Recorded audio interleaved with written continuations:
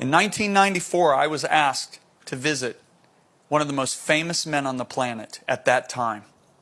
He had the largest television evangelistic ministry in the world in the 1980s. He committed fraud, was arrested and prosecuted, sentenced for 45 years. They reduced it later to 5 years. His trial, his conviction, and his trip to the penitentiary was aired every single day on CNN. So he had read the first book that I had written in prison, and he asked someone to call me and ask if I would, his assistant to call and see if I would come and visit him in the prison.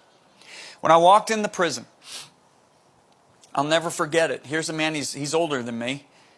He grabs me and he holds me and he won't let me go. Grabs me by the shoulders. He said, "Did you write this book or a ghostwriter?" I said, "I wrote every word. I've been through a wilderness, but not near what you've been through." He said, "We have so much to talk about." I'm sitting across the table from him. The very first thing he said is, he said, "John, this prison was not God's judgment on my life.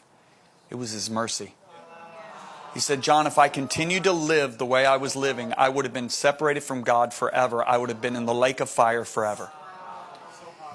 When he said that, I realized, okay, I'm listening to a man of God. He told me how Jesus came into his prison cell and delivered him his first year of prison. He said, "There was so much evil in my life."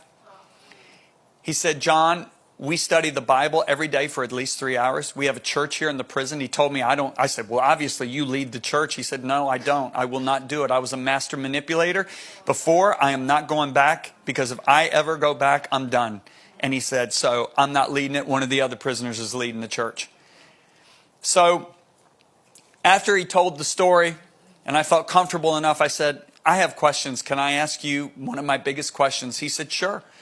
I said, "When did you fall out of love with Jesus?" I said, "In the early 80s, when I would watch you, you would weep as you would preach. Your passion for Jesus, your love with Jesus was so strong. When did you fall out of love with Jesus?" And he looked at me and he said, "John, I didn't."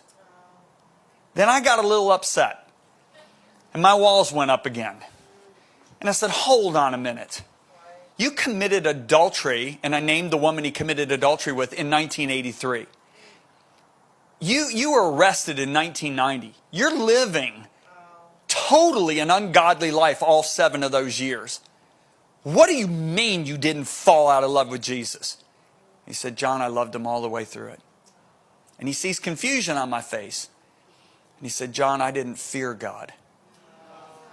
And he said, "John, there are millions of Americans like me. They love Jesus, but they don't fear Him."